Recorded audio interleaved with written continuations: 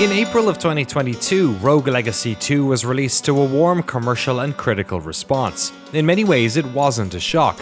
The original Rogue Legacy was a bona fide hit, early in a wave of roguelites that opened up an entirely new creative space for indie developers to flourish in. But behind the scenes, Rogue Legacy 2's success was far from certain. The studio responsible, Cellar Door Games, headed up by brothers Kenny and Teddy Lee, were coming off of a difficult project. Full Metal Furies had taken years of development and had not been a commercial success for the team. Despite them making one of the most influential platformers of the decade, and Full Metal Furies getting a solid 85 on Metacritic, the players simply never turned up. So you'd imagine that making a sequel to Rogue Legacy was a safer bet, but the world of roguelites was entirely different a near decade later. The team would have to keep parts of the first game that still worked and reinvent all the elements of the original that had aged in the intervening years. And I mean they'd have to, because for a number of reasons, a second commercial failure was not an option. We went long into the history of Cellar Door Games just prior to Rogue Legacy 2's early access debut in episode 40 of the Noclip podcast. But to save you from having to listen to all of that, we asked Teddy to give us a quick rundown of their history up until this point, just to set the stage before we dive into classes, biomes, traits, skills, the art design, and all the other parts that make this game so interesting. And those of you who played Flash games in the early 2000s are probably going to be shocked by the game that catapulted these two brothers into game design. But me and my brother were both working like full-time jobs. I had this stupid idea for a game called Don't Shit Your Pants. I told it to my brother who was like working as some type of, not a copy editor, but he's like a copy editor for business, like data transactions, like so boring. He taught himself Flash, ActionScript, right? We made the game, and then we like super popular. So like we were both in our offices just like super happy. Like it was the happiest I've ever been. And then we just kept going, okay, like after that happened, we just kept making more and more Flash games. And you know, they're getting more and more popular. Sometime 2007 or something, I can't remember the year, my brother wanted to go like full time on it, right? And so we took the jump, and made Rogue Legacy. I'm skipping out like 17 games since then. But yeah, and then, you know, Rogue Legacy did really well, like super crazy. Then we just kept trying to make games from there.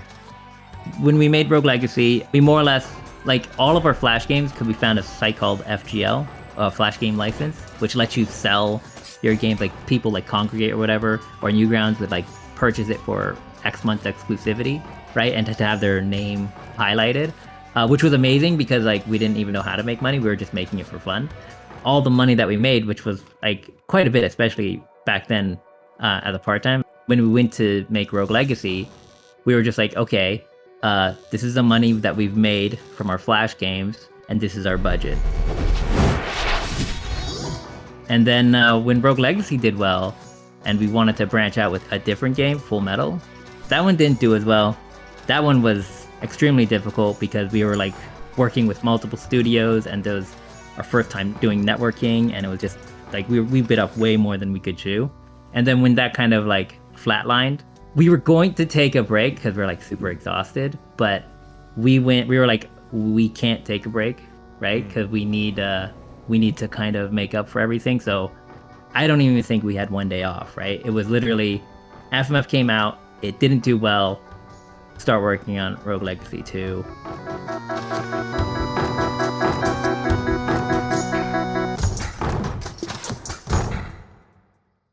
So the last time we talked, it was just the start of early access. So I guess, how did that go? Not well. Right after the launch of early access, I mean, just the fact that it was our first time doing something like this, there were lots of, nerves and stuff, but the game had also come out a little bit slim. To put it nicely, a lot of people didn't think there was enough content to it. For us, it was a very scary time. We had originally planned, right after the launch, we had like 1 or 2 patches prepared ahead of time. Somewhat prepared.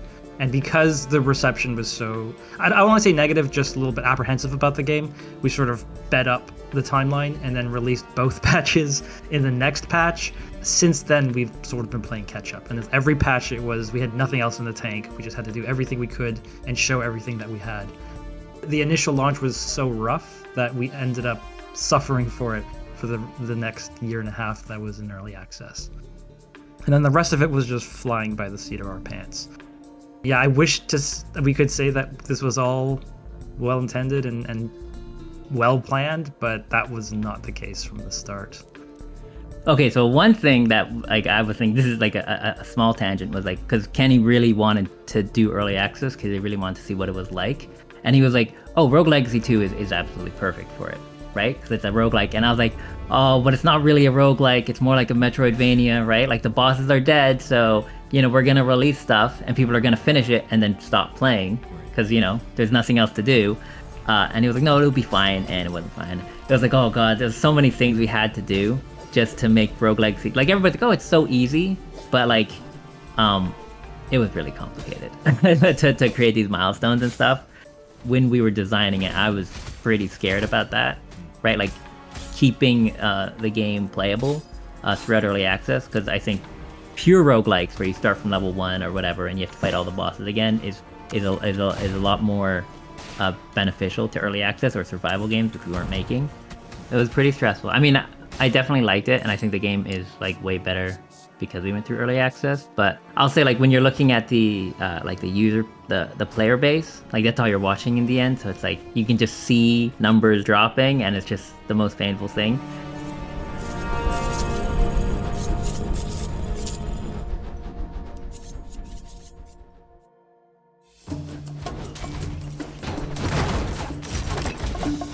Well, so we did some QA ourselves, but that was never sufficient. So it was mostly the early access people so we set up a small team we called the Vanguard Team, and they're just fans of the game who put so many hours into it. And honestly, they know parts of the game better than I do. They would bring up things with numbers. They're like, "This number doesn't seem right," and I'm like, "What does that mean? Seem right?" And then I'd look into the code. I'm like, "Yeah, they managed to find a bug with this just by feeling out the game and seeing, this is how the game works in these scenarios, and it doesn't quite feel like it's behaving the way it's supposed to in this specific scenario." So it's incredible what they managed to do. Like, I genuinely believe we could not make Rogue Legacy 2 without the support of the community. Aside from the great feedback they gave with like balancing numbers and features and what they liked and what they didn't like, they just provided a slew of bugs for us, because the problem with Rogue Legacy is because there's so many systems to it. Certain things don't happen unless like a ton of people are playing it, right? So like there'd be a scenario where a bug would only occur if a trait happened with a specific relic. And there's no way with the small team that we had to ever possibly test for that. But suddenly you're getting it to like 2 or 3 dozen people, and they're all putting hundreds of hours into it, and you get those results pretty fast. So that was, as a programmer, incredibly helpful and just a resource that we could not do without. Oh yeah, the Vanguard team was unbelievably helpful. Like the most important thing about the Vanguard team is that we had a lot of people of different skills, which was actually a little complicated at the beginning, because when we added house rules, people were turning it on and lowering stuff, and they're like, "Oh, this boss has too little HP," and I was like, "Oh shoot, really?" And then 70 minutes later, like, "Oh yeah, I've got HP set to 50%." And we're like, "Oh god, I gotta undo everything I've done." Right? But yeah, their feedback was insane, because everybody on it was like 100% hoping Rogue Legacy 2 would succeed. We had done a bunch of research, like reading people's feedback on going through early access and stuff. And one of the things that like had popped up, they were like, "Oh, they're always gonna push for the game to be harder. They're always gonna push for the game to be harder." But like so many of them were like, "Oh, I think you should make it easier because it's too hard, and I don't want people to, not be able to see the end of the game and stuff." So like that was weird, because we were just like, "Oh, this is not at all what we were expecting."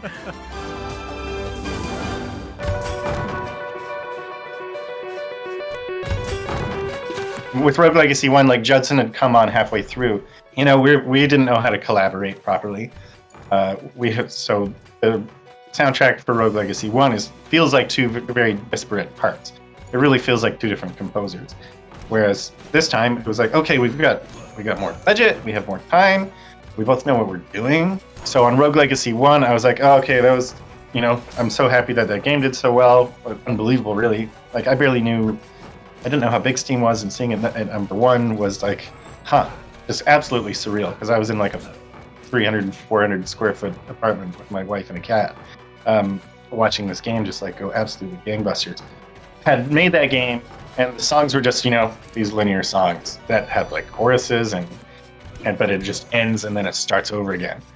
And I was like, well, that's lame. It should be dynamic. It should be changing with the player's emotions and everything. And so then we tried to do that on FNF. I made all these horizontally stacking layers that would jump in intensity based on the number of enemies that were on the screen. It just didn't sound as good. And we wound up just pulling all that stuff out and just playing, looping. We made the songs loop. Yeah, Kenny and Teddy were just like, we just want songs. We want songs that sound good that people want to listen to.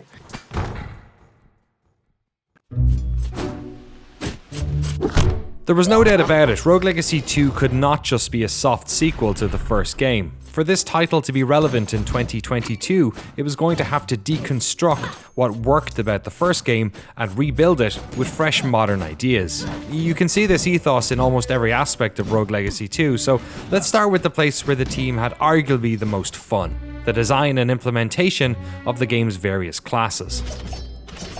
A lot of critics were like, oh, all the classes are really well balanced, right?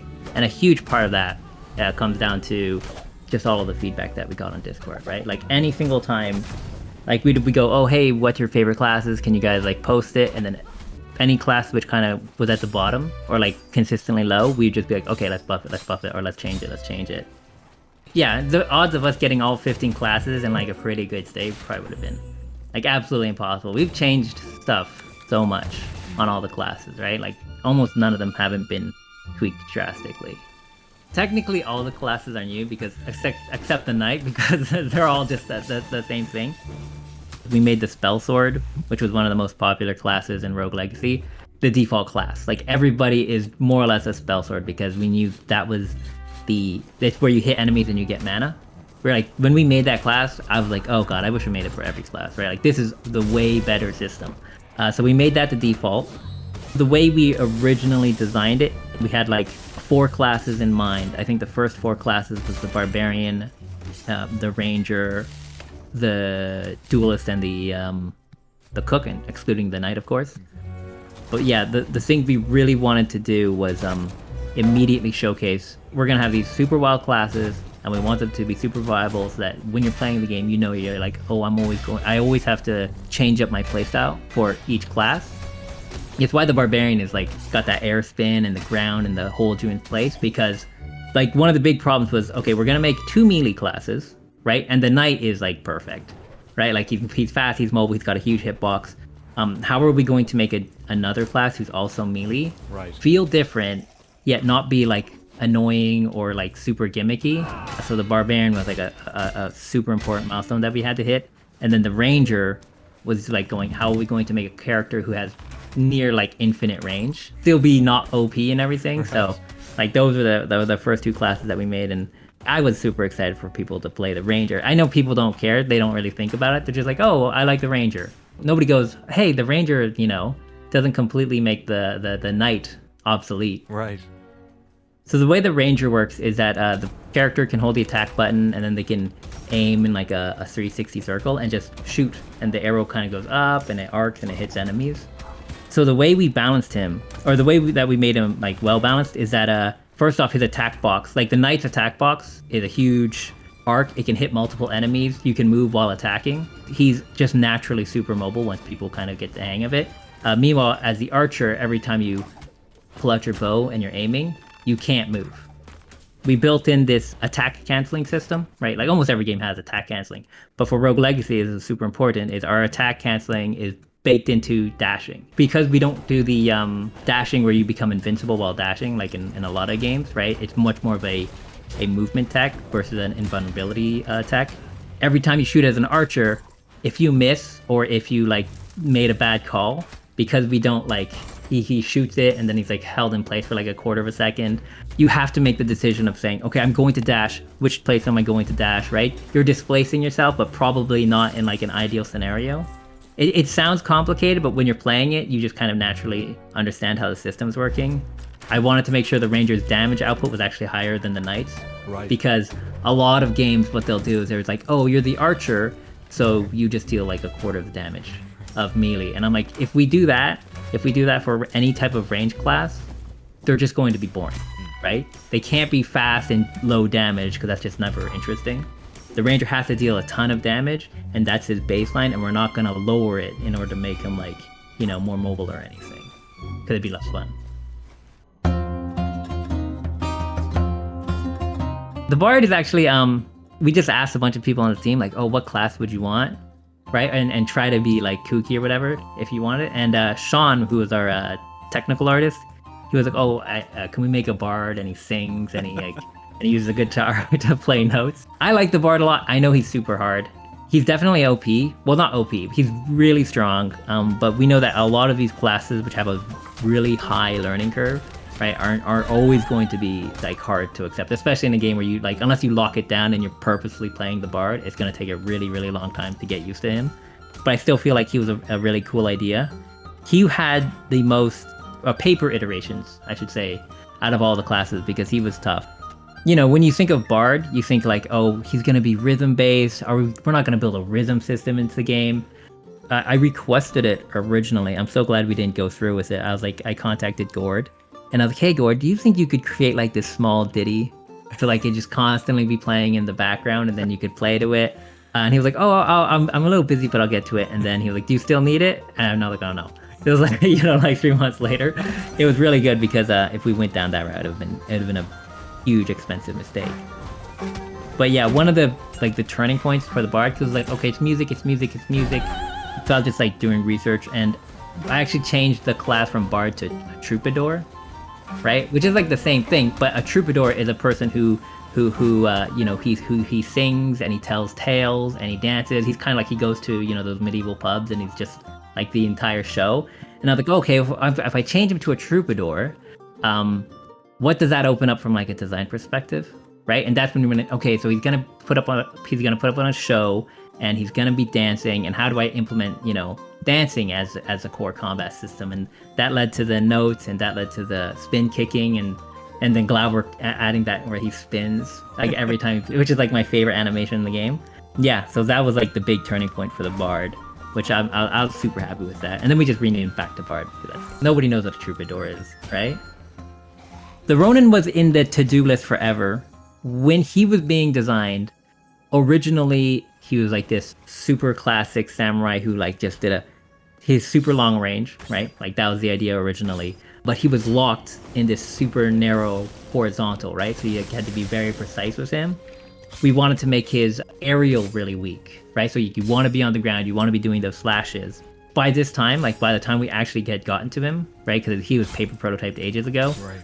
We had seen how much difficulty people were having with the boxer. Right, they're like, oh, why is his aerial so complicated and everything? And even though he's like super popular because of his like base stats, we knew that the Ronin would have a harder issue because he had such a low core like HP stats, so you die very quickly. In Discord, actually, people were like, oh, pitching classes all the time, and one of them, they're like, oh, what if you had like an Eldritch Horror? And I was like, well, we don't want to turn you into a monster, right? Because it kind of goes against it. But I actually really liked the concept, so we had just paper prototyped a version of him, and his main attack was he threw out tentacles, right? And you could angle it up and down, and I really liked that. But when we were reaching the end of development, we're like, okay, well, we can't have all these classes. Eldritch gets cut because, you know, even though he's cool and everything, it's not a community favorite, and you know what I mean? Like, it's not like something people want from Rogue Legacy 1. The Ronin couldn't go. So then I was just like, the Ronin's attack isn't great already, right? Like, isn't that super interesting? But I like the Eldritch guy, so we can just take it and then, you know, scrap the tentacles, turned it into a sword, and that's how the Ronin came about. We cut and paste moves from classes all the time. The Bard's talent used to make him fly, And that was turned into the Astromancer's talent, right? We were just like, it's not really working. Let's strip it out, and we put it into the Astromancer class instead. But yeah, we do that all the time. We actually, one of the biggest ones we did that for was equipment weight. I knew that in order to get gear to be more balanced compared to Rogue Legacy 1, we needed to implement some type of system where it would be ideal not to wear just the heaviest gear possible. We built in the gear weight system, and I was like, okay, so what are we gonna punish? I don't want to lower HP and anything. So we just like threw in a temporary, like just 5% damage reduction. I can't remember what the original was. It was terrible, right? But we knew it was terrible. It was just there. It was just, we know we need this lever. I don't know when we're gonna use it yet. And then when we built the relic system and we put in the HP reduction, like it was also kind of temporary, but we're like, it's a good solution for now, right? So people understand it.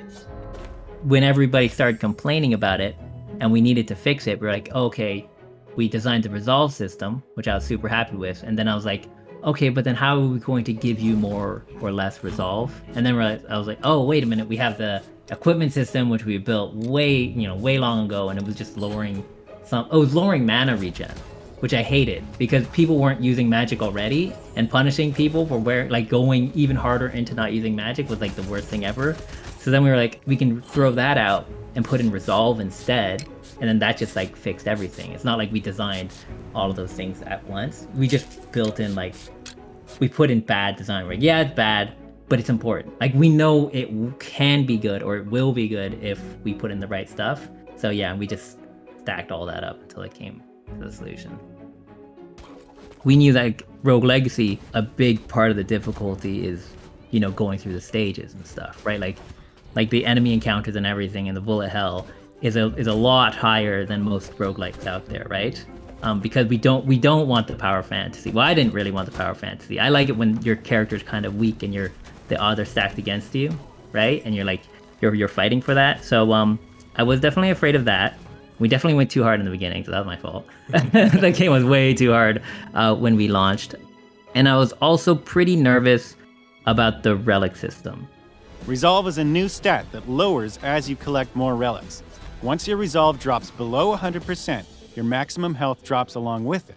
However, you can also overcharge your resolve above 100%, either through special items, equipment, encumbrance, and so on. So the relics is like the same as, if you play Hades and you complete a floor, you get a new power-up, complete a floor, get a new power-up. Because our game isn't an arena-based roguelike, which most are, if we put in relics into the game, then people would feel obligated to just go, okay, I've got to clear out every single biome, get all of the relics before I have a chance at the boss, right? That's just what happens. So I was like, okay, so we need to build in some type of balance to it so that people who don't want to just, go through the castle every single time and collect all the relics still have a chance at beating the boss, or have the inherent understanding that they can do it this way, right? And we still get some flack because there's a lot of people who are like, oh, why can't I pick up every single relic? It's not as fun for me, right? And especially in early access, because we're still balancing stuff, right. It was way worse, right? The first launch of the game, nobody picked up relics at all. It was so punishing, right? And so we had to build out the entire resolve system. That was actually something that came from early access feedback, right? Like we released it, we're like, nobody's touching it, because it used to take away percentage max health regardless. Right. There's a very tiny amount, yeah. But I was like, that's like a mathematically clean solution, but everybody hated it. So then we did the resolve system, which is way better. Super happy with that one. But yeah, that was one of a huge change that we had to do, which I was super scared about because it goes against the grain that people are expecting of a roguelike, right? Which is just, I want to get stronger, I want to get crazy, I want to beat all the bosses in one run. That's what I expect, right?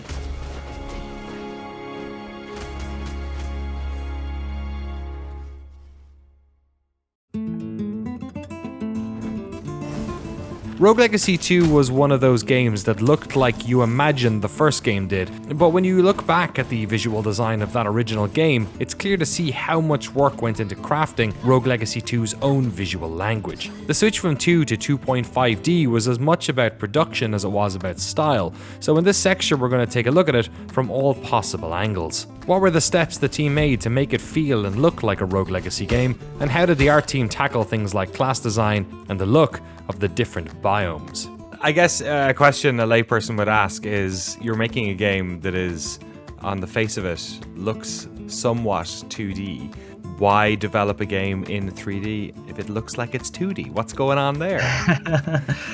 The big one was actually the classes. I knew from the beginning we had to go to 3D because with 2D animation, it makes it very difficult switching out things like equipment and weapons, and that was the number one thing we wanted to get into this game. And the only reasonable way to do it was to make them 3D. And I think that's probably the reason why I don't think 3D was so difficult, is because we still kept that kind of like orthographic, flat, plain view, and it made things easier for me. Who knows what it's like if we decide to make like a full 3D game. For the original Rogue Legacy, it was all pixel art, and our poor animator had to reanimate every single piece of equipment. And there are ways to improve that. You can do like tweened animations and stuff like that, but we don't like that form of animation particularly, which is why even with Rogue Legacy 2, we tried to maintain that sort of stepped, handcrafted per frame animation. It's funny because when there's a button in Unity where you can force it to like a 3D angle. There's actually a GIF on our Twitter where the animator showed how he does the bow and arrow. And you can see him pull back, and then his arm is like bent at a really, really impossible angle, stretching out into the foreground by a couple feet, and it's really weird. And I can show you a bit of the 3D stuff too if you want to see. So it's like, yep, a full 3D, rig, pretty ordinarily rigged, like a standard 3D pipeline with bones and everything. Oh my God. You can see like this is the idle animation here. Okay.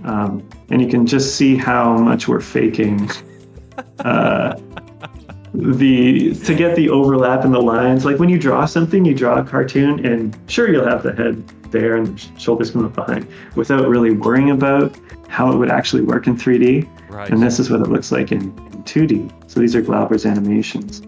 That's amazing. And it looks totally normal in 2D, but once you see it in 3D, like, things look strange. So the game I worked on before this one was Lovers in a Dangerous Space-Time.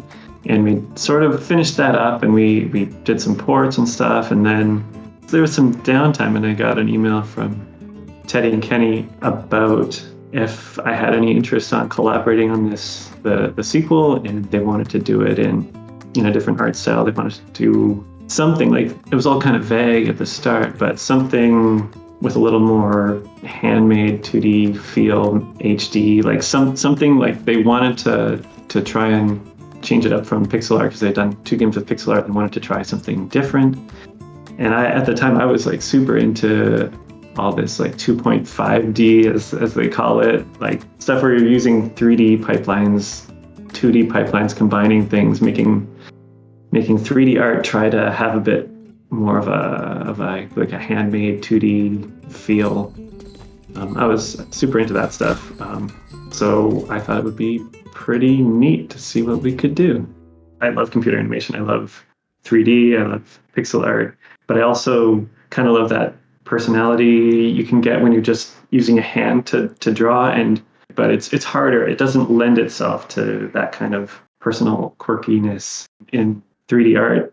Those kind of just little accidents and stuff. So it was always an interesting challenge to try and bring some of that quality into 3D and into those like more technical, deliberate pipelines.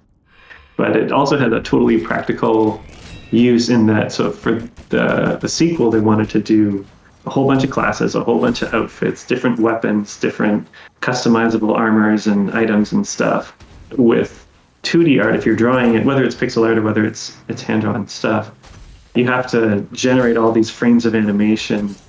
It can quickly become, if you've got 10 different outfits and 100 frames of animation, then that's 1,000 frames of animation. You need to draw them all, and then you start swapping hairstyles and weapons and all this stuff, and it multiplies. And it's just a challenge to try and draw all that stuff. Even if you do it in 2D, to have all your components line up and match up, it's a real challenge. And then it opens up a whole bunch of other challenges and issues, but that was the original sort of practical motivation for it. it was really tricky at the start because we were trying to decide, well, which parts of the player change per class and which parts change per armor, change per, weapon. Are the classes linked to the weapons? Well, sort of, but they can also change. The hats would change. Every class needed to have something on their head. They needed to have some sort of different arms and some sort of different legs. But then the shoulder pads and the chest would be from the armor. The helmet, they'd always have a helmet underneath their hat. And this was like, we're like, can we do that? Is that going to work? That's like totally stupid. But now I kind of love it. But for most things in this game, we put the most love into the player because we're playing them the whole time. Once you go 3D, like there's so many doors that could open up. It's like, okay, well then do we want 3D environments, 3D. There's like, how smooth do we want the animation? Because you can have frame interpolation to make super smooth animation. And do we want lighting? How much lighting? Because suddenly it's like, oh, 3D, well you can just have a million lights going off everywhere, and trying to decide where to draw the line. Like, what is the actual goal of what we want it to look like? And performance, like there's all these things have performance issues. Like it looks like if we've done our job okay, it looks like a 2D game, but it's actually running lots of polygons and shaders and things. Effects, like okay, you've got a spell effect, like suddenly, okay, flames and stuff. You can do all this stuff with particles, but when does it start looking like CG, like too CGE instead of like 2D or hand-drawn? Like finding where to focus on the 2D-ness and what of the 3D-ness to take advantage of. This was a thing that kept like coming up. We had all these diagrams of like, okay, this is the game plane, this is the background plane, like how much depth is in the game. Early on, I was always like, oh yeah, we need more and more depth. And Teddy and Kenny would be like, oh, it feels like too 3D. I don't know. So there was like back and forth and trying to find a middle ground.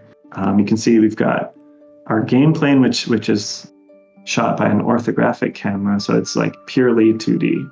Nothing that you interact with is rendered by a perspective camera. It's all just straight orthographic. And then the background stuff is rendered by a perspective camera, and they're layered together. We ended up keeping like the interior environments, like the castle biome, pretty flat. Like there is some parallax. You almost don't notice it. Like sometimes when we would be testing the game, I'd be like, wait, is the parallax on? And then I'd, turn it off or render it with an orthographic camera. And it'd be like, oh yeah, this feels totally different. Even though it's subtle, like it still helps sell a little bit of depth. And then in the more open environments like the forest or the cave, we go more parallax. The background and the foreground move more separately from each other. We were all looking at like Dragon Ball FighterZ and like the really reduced frame rate, and we were into that, and we were like trying to figure out like, why are we into that? Why is that so compelling? Why does it feel compelling? And Glauber, the animator, was into it too. I mean, partly it's like it looks 2D. That's part of the reason. Like it's got all these memories attached to it of watching 2D animation that's animated at 15 frames a second instead of 30 or 60 or infinity frames a second if you interpolate your poses. But also it's because like the animator can control every frame. Like there's no frame that you see of the characters that wasn't placed by Glauber. Like every pose is placed and have like the official stamp of approval by the animator. Like everything's really clear. Like your sword's up here and then it's down here, and there's a lot of clarity. And I guess it helps for like such a chaotic action game when there's projectiles everywhere. You can see exactly which frame your attack hitbox appears on because there's no in-between frame. Like it's just either there or there. So I think it lends itself to action, interactions because everything's so delineated.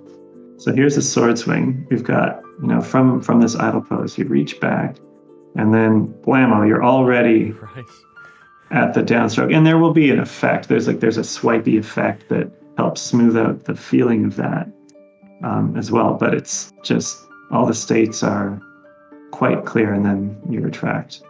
Like you go into a dash and you're in the dash. Like when you press the button, you're in the dash, and there's no transitions. So these are some of the early. So this is I just grabbed a handful. There are so many like pages of drawings and roughs and explorations. So this was one of the really early just sketches. This is before we had anything of what the final look would be. These are just some black and white sketches to just get a feel of what the game would look like if we started doing it in more of a hand-drawn instead of pixel art feel.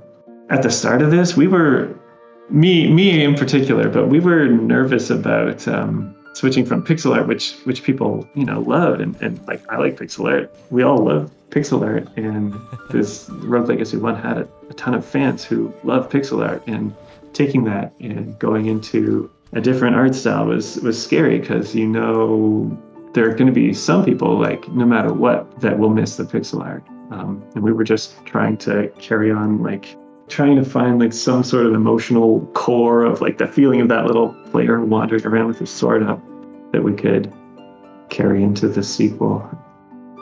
This was the first color mock-up, which sort of has some of the feel of the final game, even though none of the elements made it in this form. Like, everything changed somewhat, except, well, the statues are somewhat close. Sometimes there's a little bit of rim lighting. The main rule we ended up going with was mostly it's just on the edges of characters. That's where we'll limit the lighting to be. Like, even if it's props, whether it's coming from a lantern or fireplace, whatever, it pretty much just illuminates the edge of a character. Like, most of the textures and the shading stuff is hand painted, and it's just really simple. It's just painted on the texture. And that was to give us control and consistency over where we wanted the lighting to land. At least, like, cement them into the world, make them feel like they're part of that world. Even though it's 3D rigs, we do a lot. Everything is made to the camera, so we do a lot of fakery with the animation and the posing. But this is a giant dragon that takes up the whole screen. It would have been pretty time consuming to do a full traditional 3D rig for this character. So we can see this is the sort of animation that it does. It doesn't need to move around a ton. It's a sleepy dragon, so we can get away with. It started as a painting, and then we divide up the parts into layers, and just the different layers of the painting. So it looks kind of 3D, and it can grab the rig and, like, move the head around. And it doesn't, like, it breaks down. As soon as you look at it on too far of an angle, it completely breaks down. But if the character doesn't need to move around that much, you can get away with, a fair bit. It seems like the classes, in the way that they sort of, like, each play in their own unique way, each of the biomes as well is trying to, like, pull the player in a certain direction in terms of, like, movement and skill and the way they're thinking about it. Is that the case? Like, were you trying to make sure that each of the areas had a very distinct way in which the player should either move or attack or think? Oh yeah, for sure. So, like, the castle's generic. It's safe. It's the most standard.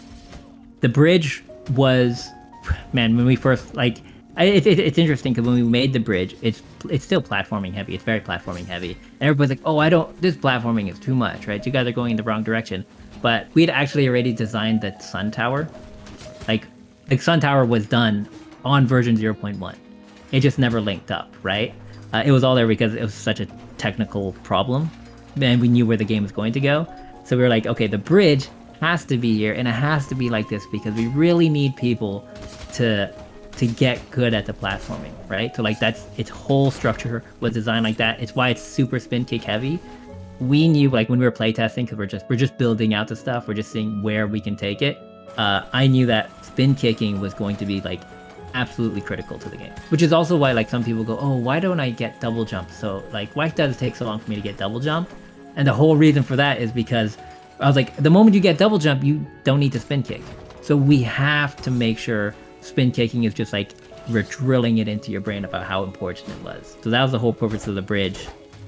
The forest was purposefully designed to be not generic, but, like, we didn't want to make it more platforming because then that'd just be kind of exhausting, right?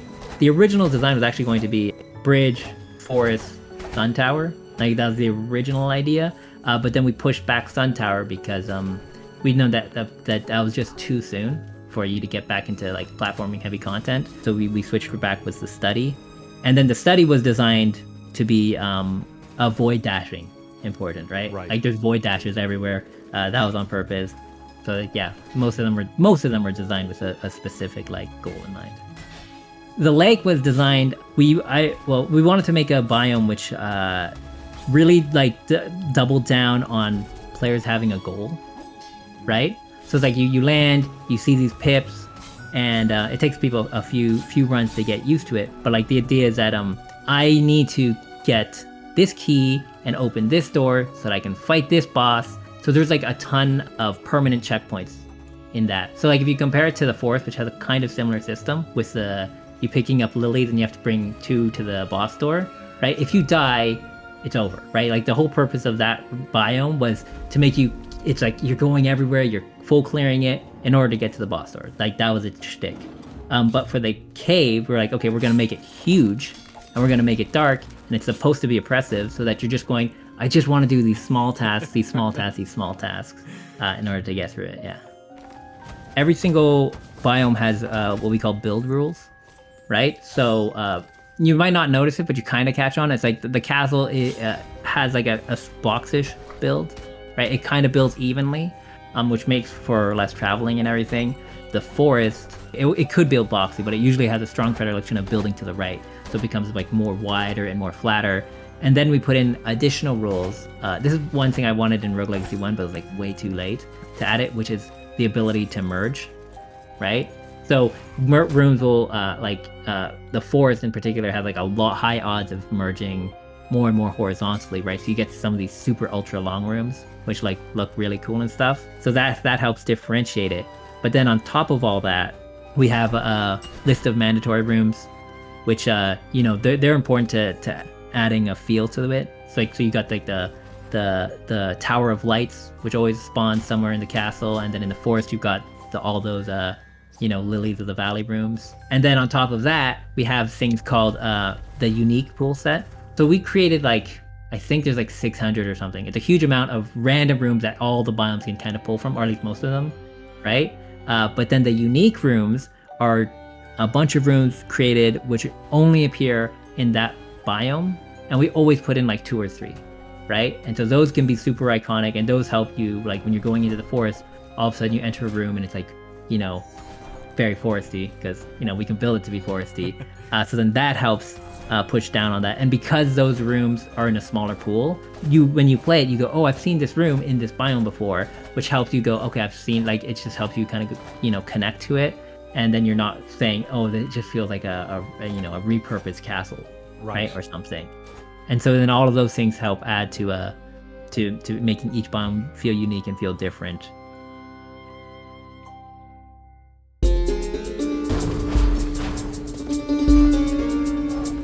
The problem with looking at a game's design once it's out is that you often don't get a sense of how fluid the decision-making process can be, and this counts double when your game is in early access. Over the course of its time in the public eye, Rogue Legacy 2 was frequently updated, not just with new areas and mechanics, but tweaks to systems that had been in there since the start. The nuts and bolts of Rogue Legacy 2 would be wildly different to anyone who had played it day one in early access.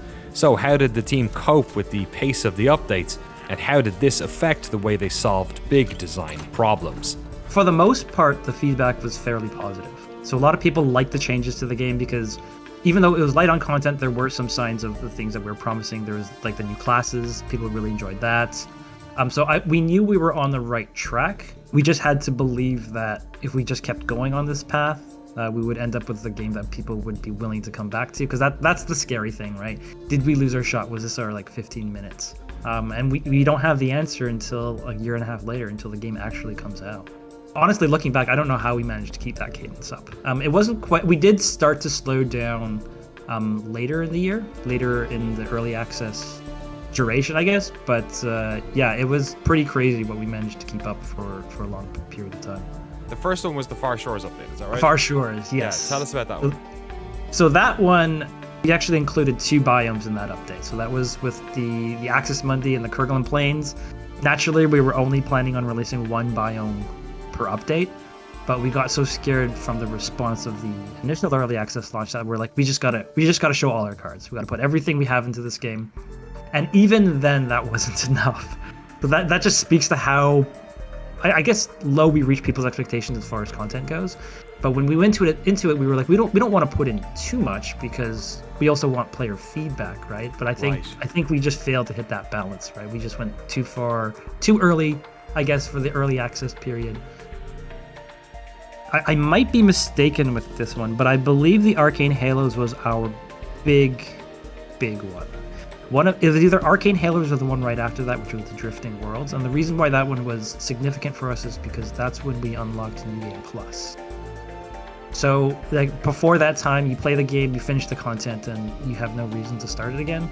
But with New Game Plus, we saw a significant uptick in continued player usage. Right. So that was really, really important for us. With New Game Plus, it wasn't just, oh, you can play the content over again. There were things like the burdens that really tried to get people to increase playability so that the experience would be different for them. Whenever you enter New Game Plus and you want to play the game over again, there's a system, similar to, I'm sure a lot of people were familiar with the heat system in Hades. Our system is similar to that in that in order to enter a higher New Game thread, you have to attach what we call burdens to make the game a little bit more difficult. These burdens can be things like making enemies stronger, making them more aggressive, or fighting special versions of bosses and fighting and experiencing new hazards and biomes. I think it was Drifting Worlds. It was either Arcane Halos or Drifting Worlds. All of the patches kind of meshed together. Dragon's Vow then was the sort of the last big one, right? Yes, that's correct. We did release the Winter Gifts, but that was just for Christmas. We're like, well, we got to do something for Christmas, so let's just have fun with it. It was the final biome. For us, it was a milestone because we were like, okay, now we can see like the light at the end of the tunnel. After working at this game for so long, we could finally feel like, rather than just making progress, we were completing the game. So for us, it was a really, really important milestone. With each content patch, it's generally similar stuff. So like new relics, new traits, new spells, new classes, new biome, and then a new boss. Yeah, lots of bug fixes, lots of balance fixes.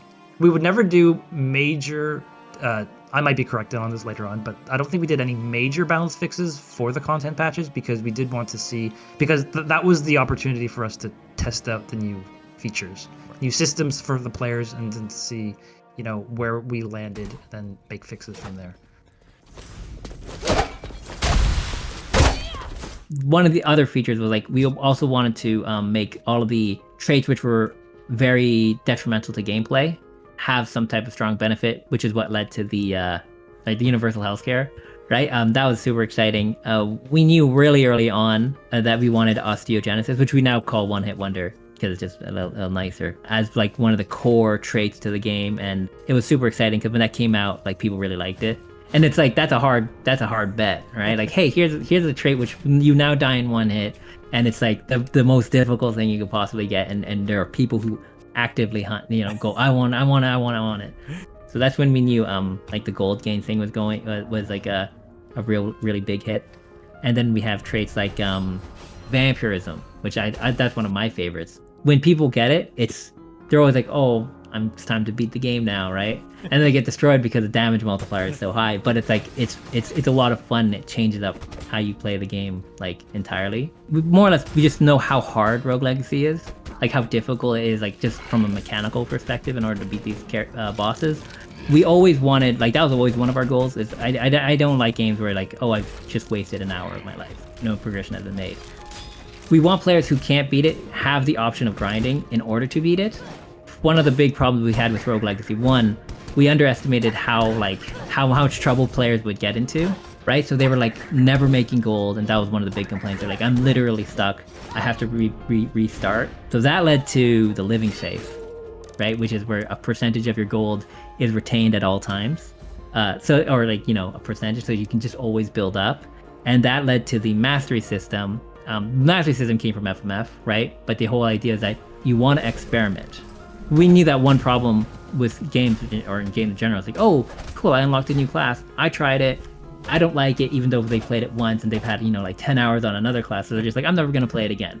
That's just a huge problem, right? So like the mastery system helps resolve that, because they go, like, even if you get nowhere because you're not that great at it, you're just like, oh, well, now I'm like, 37% of the way in order to mastery level 2, right? That, that pushes people to to play these classes longer than they would otherwise, right? And then eventually come to appreciate it, because there is a lot of classes which have a not insignificant learning curve, right? Like the gunslinger, I know is a big turnoff for a lot of people, but then when you start to get used to him, like he kind of jumps up in popularity, right? Which is always nice. It's just a lot of those type of things that we're doing to. Oh, and like this is just a small thing. I don't know if we want to keep it because we don't like to showcase stuff where we benefit the player, because it kind of ruins the illusion. Right. But we have this system called the Goldilocks system, and we go if a player dies and they're pretty close to purchasing an upgrade, like they don't have enough money to buy anything, right? We just go, here's some gold, and now you have enough money to buy the skill. It's a small amount, but it's like it goes in there, and you just you watch on Twitch, and a person's like, oh, I can just afford this. Right, you can afford that. We let you afford that. Every weapon and spell now has at least one way of dealing extra damage, known as a skill crit. Attack after rolling as the duelist, fire your last bullets as the gunslinger, or just smash things as the barbarian. Spamming the attack button still works wonders, but more mindful players will be rewarded with that extra mileage. Those satisfying random critical strikes are also still around, and when combined with a skill crit, will deal mammoth damage to your unsuspecting victims. So skill crits came because back to the people on Discord, we were talking to them, and we'd said we want every build to be viable, like pure mage, pure melee, and they're like, oh, but in the end of the game, none of that matters because crit's the only thing that matters because it's percentage based. And I never liked it. We did this like weird math thingy to keep crits kind of low, but it just ended up breaking when to reach the NG+. So they're like, oh, crits are the only thing that's important, and everything else is, all this effort we put into everything else is kind of wasted. I knew that in order to fix this issue, we had to redo how crits worked entirely into the game, which was like, that was actually very expensive and very scary. When I pitched it to Kenny, it wasn't like, oh, let's put in thing like you can skill crit, right? I was like, here's skill crits, here's the 12 classes that are already in the game that need to be changed to support skill crits, and here are all the spells that need to change, which we had like 20 spells. So it was just like a ton of work. And he was like, we've got to make a build in like 2 weeks, right? Because like we were like reaching up to a launch date. So that was like super scary, because the problem was that even when we did that, we had to redo the entire skill tree, because the skill tree's economy and everything was based around crits kind of being OP. So like their costs were insane and everything. And then we had to redo that. And then we had to redo the skill crit algorithm. We'd have relics which changed crit, right? And then those had to be tested, and then everything had to be tested, and it was like a ton of crunch, very stressful.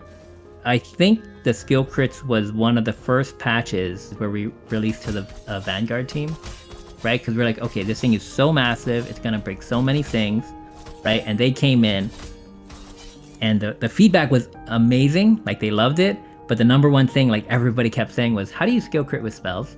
Right? And we'd cut that out because we're just like, there's no chance that we can do spells as well, right? And they're just like that was the number one thing they kept asking for.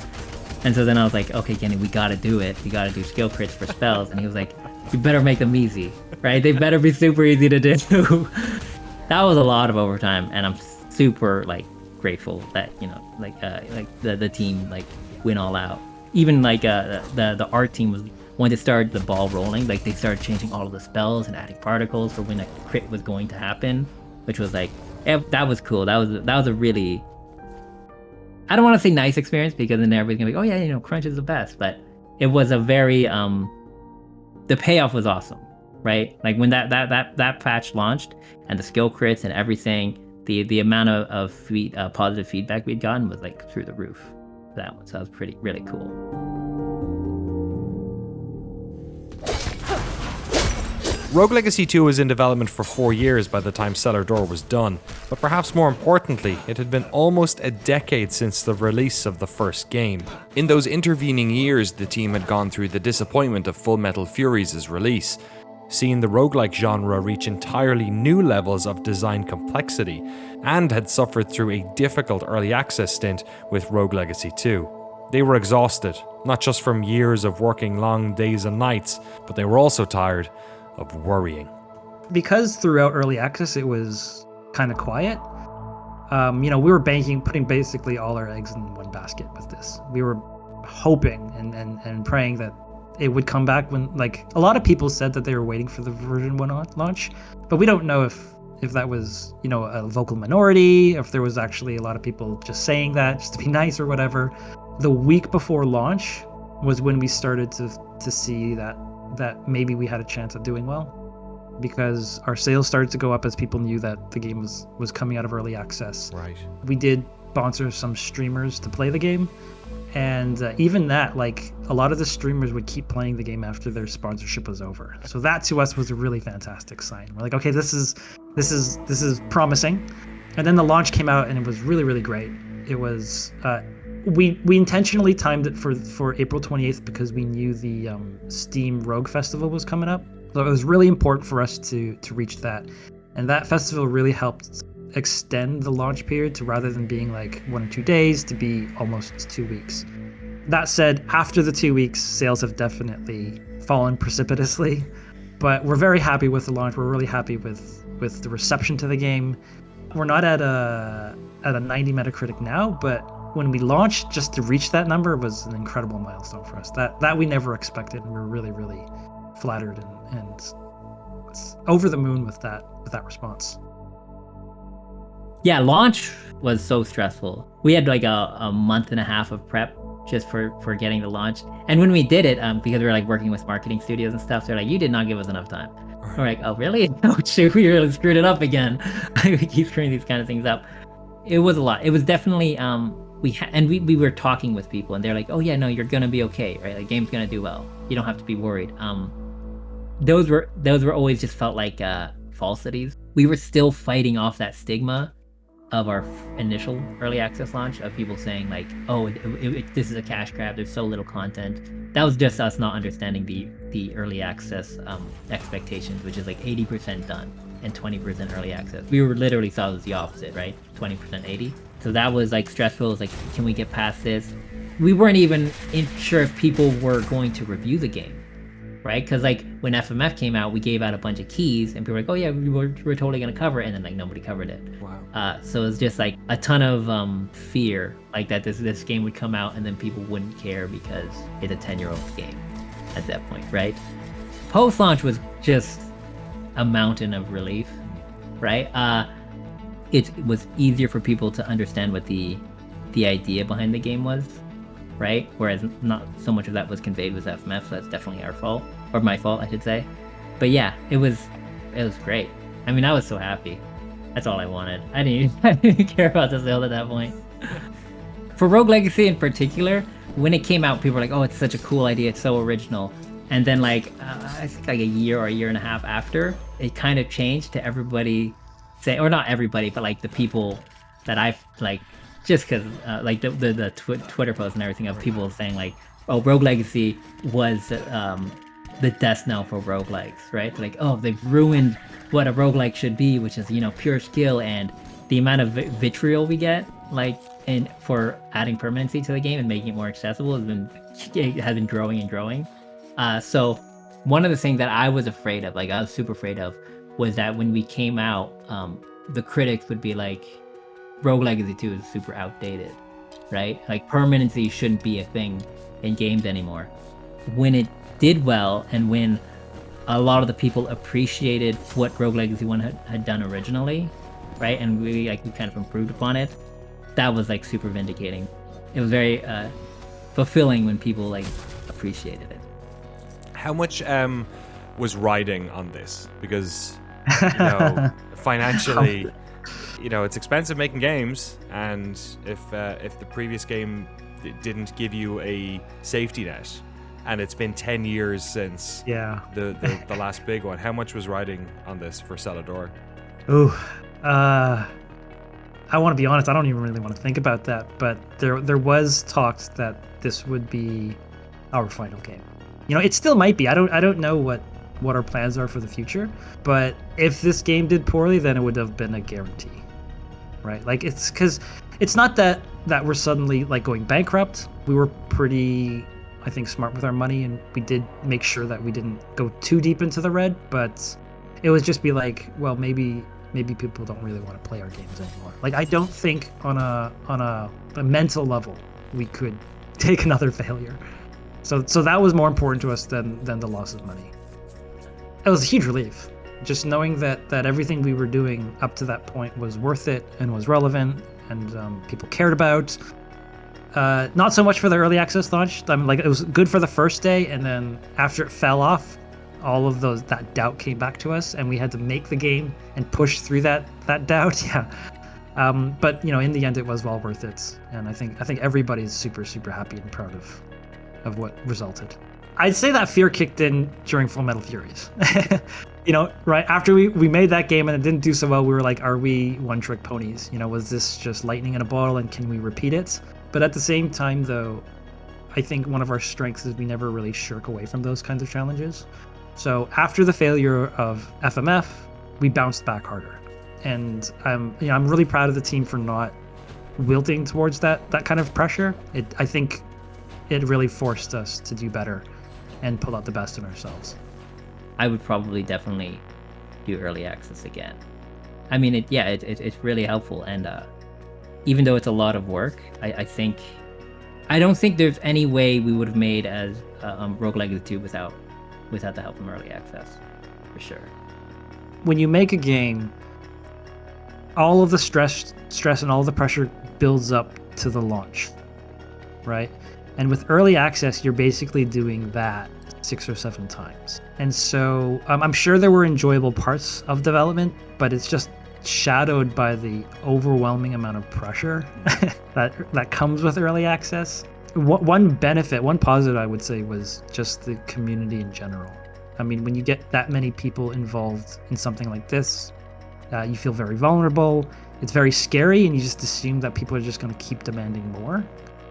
But the fans were fairly reasonable. They cared so much about the game, and they just showed us time and time again they wanted it to succeed. So there wasn't too much of people asking for unreasonable demands or always just asking for more. A lot of them were just giving feedback that they genuinely thought would make the game better. And I really appreciate that.